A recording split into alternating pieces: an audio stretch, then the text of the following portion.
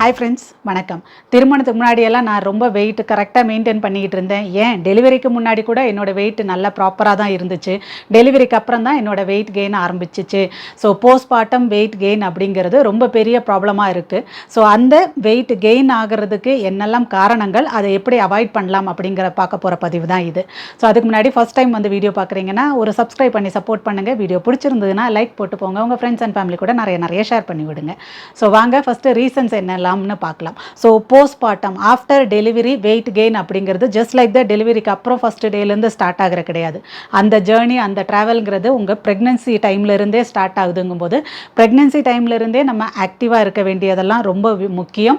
So அது அப்படியே continue ஆகிட்டே போகணும். ஸ்பெசிஃபிக்காக அதுக்கப்புறமா டெலிவரிக்கு அப்புறம் வெயிட் கெயினுக்கு என்னெல்லாம் காரணங்கள்னு பார்ப்போம். நீங்கள் கவனிச்சிருக்கீங்களா, நம்ம குழந்தைங்கள் பிறக்கிற மாதிரி தான் அனிமல்ஸுக்குமே, விலங்குகளுமே வந்து குழந்தை குட்டியை போடுது இல்லையா? ஆனால் அது டக்குன்னு பவுன்ஸ் பேக் ஆயிடுது. அப்போது அதுக்கு மட்டும் முடியறது நம்மளால் ஏன் முடியல, எங்கெல்லாம் தப்பு நடக்குது அப்படிங்கிறத பார்க்க போகிறோம். First one, hormonal changes. டெம்பரவரியாக அந்த டைமில் நிறையவே ஒரு ஹார்மோனல் சேஞ்சஸ் இருக்கும். அது மெட்டபாலிசத்தை டிஸ்டர்ப் பண்ணும்.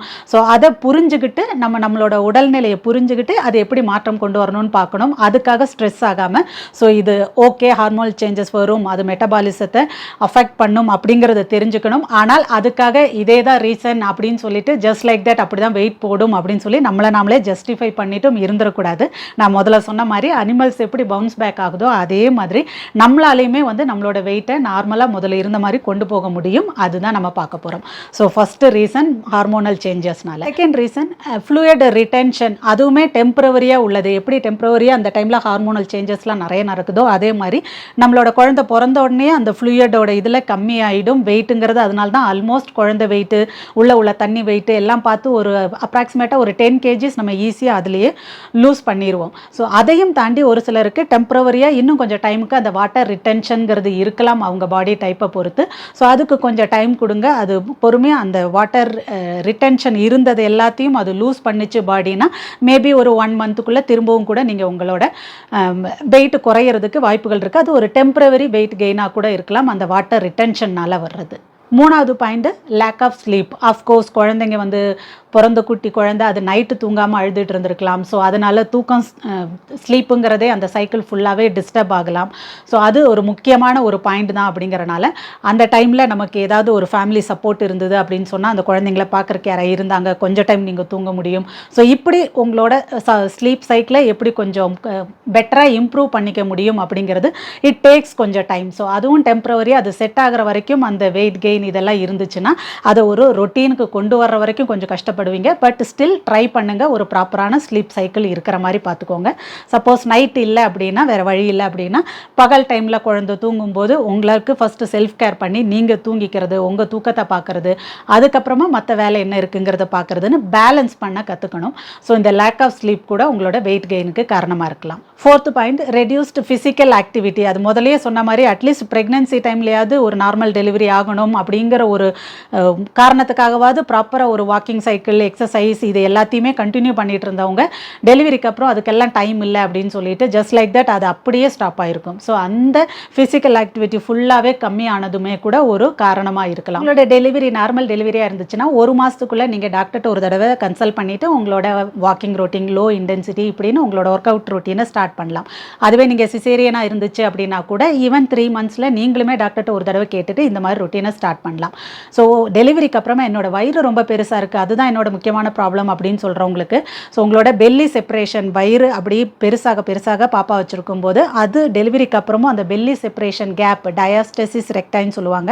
ஸோ அந்த கேப் மூடிருச்சாங்கிறத நீங்கள் செக் பண்ணுங்கள். அப்படி உங்களுக்கு டிஆர் இருந்துச்சுன்னா அதோட எக்ஸசைஸை ஃபஸ்ட்டு ஸ்டார்ட் பண்ணுங்கள். அது செய்ய அந்த கேப் குறைஞ்சிக்கிட்டே போகும். அது குறைஞ்சதுக்கப்புறம் க்ளோஸ் ஆனதுக்கப்புறமா நீங்கள் நல்ல கோர் எக்ஸசைஸ், மீதி எக்ஸசைஸ்லாம் கண்டினியூ பண்ணலாம்.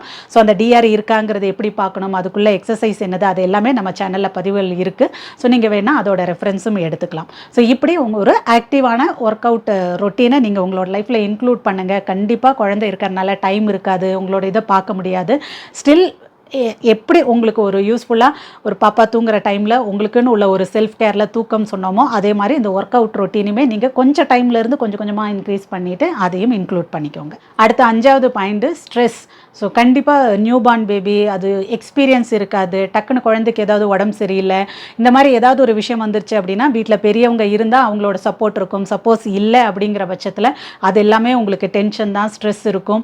ஸோ அது எல்லாமே கூட அதையெல்லாம் கற்றுக்கிட்டு வர்ற வரைக்கும் ஒரு டெம்பரவரி ஸ்ட்ரெஸ் அது இருந்துகிட்டே இருக்கும். பட் ஸ்ட்ரெஸ் இருந்துச்சுனாலே உங்களோட கார்டிசால் அகெயின் ஹார்மோனல் இம்பேலன்ஸ் ஆகும். ஸோ அது உங்களோட ஸ்லீப்பை டிஸ்டர்ப் பண்ணும், மெட்டபாலிசத்தை டிஸ்டர்ப் பண்ணும். ஸோ உங்களோட வெயிட் கெயின் அப்படிங்கிறது வந்து ரொம்ப அதிகமாகிறதும், நீங்கள் என்ன ட்ரை பண்ணாலும் வெயிட் லாஸ்ங்கிறது ரொம்ப ஸ்லோ டவுன் ஆகிறதையும் நீங்கள் அங்கே பார்ப்பீங்க. ஸோ முடிஞ்ச அளவுக்கு ஸ்ட்ரெஸ் மேனேஜ்மெண்ட், பெரியவங்களோட சப்போர்ட் எடுத்துக்கோங்க, ஃபேமிலி மெம்பர்ஸோட சப்போர்ட், பார்ட்னரும் அவங்களுக்கு அந்த டைமில் கொஞ்சம் சப்போர்ட்டிவாக இருக்க தான் அதை வந்து அவங்க கிராஸ் பண்ணி வர முடியும் அப்படிங்கிறத நீங்களும் புரிஞ்சுக்கிட்டு ஹெல்ப் பண்ணுங்கள். போஸ்ட்மார்ட்டம் வெயிட் கெயினோட காரணமாக லாஸ்ட்டாக நம்ம இந்த பதிவில் பார்க்க போகிறது, ஆனால் ரொம்ப முக்கியமான காரணம் என்ன அப்படின்னு பார்த்தீங்கன்னா இன்க்ரீஸ்டு கேலரிக் இன்டேக். ஸோ அந்த டைமில் நம்ம வந்து குழந்தைக்கு பால் கொடுக்கணும். ஸோ நம்ம நல்லா சாப்பிட்டா தான் குழந்தைக்கு நல்லா பால் கொடுக்க முடியும். அந்த டைமில் வீட்டில் உள்ளவங்களுக்கும் நம்ம மேலே ரொம்பவே ஒரு பாசத்தில் சாப்பிட வைப்பாங்க. அந்த இடத்துல நம்ம செய்கிற முக்கியமான தப்பு, ஸோ நம்மளோட மோஸ்ட்லி கார்போஹைட்ரேட்ஸோட டயட் தான் இருக்கும் அப்படின்னால சாப்பிட்ற சாப்பாடு இல்லைனா இட்லியோ தோசையோ பூரியோ என்ன சாப்பிட்றோமோ அந்த பேசிக்கான சிம்பிள் காப்ஸை தான் வந்து நம்ம நிறைய சாப்பிடுவோம். ஸோ அது நிறைய சாப்பிட்டா உடனே குழந்தைக்கு நிறைய பால் கிடைக்கும்னு நினச்சிட்டு ஈவன் அந்த தப்பெல்லாம் நான் பண்ணி நிறைய வெயிட் கெயின் ஆகி ரொம்ப கஷ்டப்பட்டு குறைச்சனால தான் சொல்கிறேன். ஸோ மெயினான முக்கியமாக உங்களுக்கு கண்ட்ரோல் இருக்க வேண்டியது என்ன சாப்பிட்றீங்கிறது.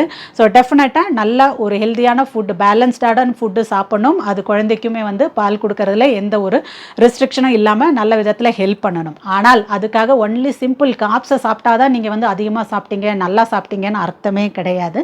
உங்களோட காப்ஸை ஒரு லாஸ்ட்டாக உள்ள மேக்ரோவாக வச்சுக்கோங்க.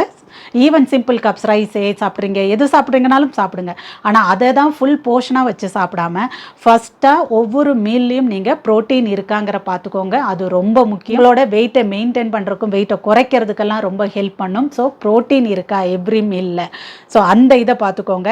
ரெண்டாவதாக இந்த டைமில் நான் பயப்படாமல் நல்ல ஒரு ஃபேட்டையும் சேர்த்துக்கோங்க. ஸோ காப்ஸை கொஞ்சம் கம்மி பண்ணிவிட்டு நீங்கள் ஃபேட்டை சேர்த்திங்கன்னா நீங்கள் அந்த இடத்துல வெயிட்டு கூட போகிறதே இல்லை, பயப்படவே தேவையில்லை. ஸோ உங்களோட ஃபுட்டில் நீங்கள் கீ சேர்த்துக்கலாம், தயிர் சேர்க்கலாம், கோகனட் மில்க்கு சேர்க்கலாம், தேங்காய் எண்ணெயிலையும் சமைக்கலாம். ஸோ இந்த மாதிரி நல்ல ஃபேட் மீடியத்தையும் நீங்கள் சேர்த்துக்கோங்க. ஸோ காப்ஸை லாஸ்ட்டாக வச்சுக்கோங்க, மாட்ரேட்டாக ஃபேட் வச்சுக்கோங்க, நல்லாவே ப்ரோட்டீனும் வச்சுக்கோங்க. நல்ல ஃபைபர் நிறைய காய்கறிகள், நார் சத்து உள்ள காய்கறிகள், அதே மாதிரி கீரை வகைகள், இது எல்லாத்தையும் எடுத்துக்கலாம். ஸோ இப்படி பேலன்ஸ்டான ஃபுட்டு சாப்பிடும்போது கண்டிப்பாக டக்குன்னு அந்த டைமில் போடுற வெயிட் கெயினுங்கிறத நீங்கள் அவாய்ட் பண்ணலாம். ஈவன் வெயிட்டை ரெடியூஸ் பண்ணுறது கூட நான் முதலே சொன்ன மாதிரி ப்ரோட்டீன் இதெல்லாம் ஹெல்ப் பண்ணுன்றனால ஃபஸ்ட்டு நீங்கள் ஃபோக்கஸ் பண்ண வேண்டியது இந்த பேலன்ஸ்டான டயட்டில் தான். ஸோ முதலே சொன்ன மாதிரி அனிமல்ஸ் எல்லாம் டக்குன்னு பவுன்ஸ் பேக் ஆகுது டெலிவரிக்கு அப்போங்கும்போது நம்மளால் மட்டும் ஏன் முடியாதுங்க? இந்த போஸ்ட்மார்ட்டம் வெயிட் கெயினுங்கிறத வந்து தாராளமாக நம்மளுமே குறைக்கலாம். ஸோ நீங்கள் மெயினாக ஃபோக்கஸ் பண்ண வேண்டியது ஃபஸ்ட்டு பாயிண்ட்டு ப்ராப்பரான உங்களோட நியூட்ரிஷன் பார்ட்டை பார்த்துக்கோங்க, பேலன்ஸ்டான டயட் இருக்கிற மாதிரி பார்த்துக்கோங்க. செகண்ட், எப்பப்போல்லாம் டைம் கிடைக்குதோ அப்போல்லாம் ஒர்க் அவுட் ரொட்டீனை நீங்கள் இன்க்ளூட் பண்ணிக்கோங்க. Third one stress management. முதலையே சொன்ன மாதிரி ஓகே அது புதுசு, அந்த ஹார்மோனல் சேஞ்சஸ், ஸ்ட்ரெஸ்ஸு, குழந்தைங்களோட ஒரு அந்த எக்ஸ்பீரியன்ஸ் இல்லாதது அதெல்லாம் இருக்கும். ஸோ அதில் இருந்தும் எப்படி உங்களால் ப்ராப்பரான ஒரு ஸ்ட்ரெஸ் மேனேஜ்மெண்ட் பண்ண முடியுமோ அதை பார்த்துக்கோங்க. ஃபோர்த் ஒன் நல்ல ரெஸ்ட், ரெக்கவரி, ஸ்லீப், அதுலேயுமே நீங்கள் கான்சன்ட்ரேட் பண்ணிங்கன்னா அவ்வளோதாங்க. கண்டிப்பாக உங்களால் இந்த வெயிட்டை குறைச்சிட முடியும். ஸோ நம்பிக்கையோடு இருங்க. ஸோ இது ஓகே, இது எனக்கு டெலிவரியெல்லாம் 5 இயர்ஸ் ஆயிடுச்சு மேடம், 10 இயர்ஸ் ஆயிடுச்சு, நான் எப்படி குறைக்கேன்னா இப்போ நம்ம பார்த்த இந்த 4 ஸ்டெப் தான் நீங்கள் எந்த காரணத்தினால நீங்கள் வெயிட் கூடி இருந்தீங்கனாலும் குறைக்கிறதுக்கு ஹெல்ப் பண்ண போகுது. ஸோ அந்த 4லையும் ஃபோக்கஸ் பண்ணுங்கள். ப்ராப்பரான டயட், உங்களோட ஒர்க் அவுட் ரொட்டீன், அது கூட ஸ்ட்ரெஸ் மேனேஜ்மெண்ட் அண்ட் 4வது ஸ்லீப், இது 4ஐயும் பார்த்துக்கிட்டிங்கன்னா எந்த காரணத்தினால ஏறின வெயிட்னாலும் நீங்கள் கண்டிப்பாக குறைக்க முடியும். இந்த பதிவு உங்களுக்கு யூஸ்ஃபுல்லாக இருந்திருக்கும்னு நினைக்கிறேன். இதே மாதிரி மற்றொரு இன்ட்ரெஸ்டிங் டாப்பிக்கோட அடுத்த பதிவில் சந்திப்போம். நன்றி.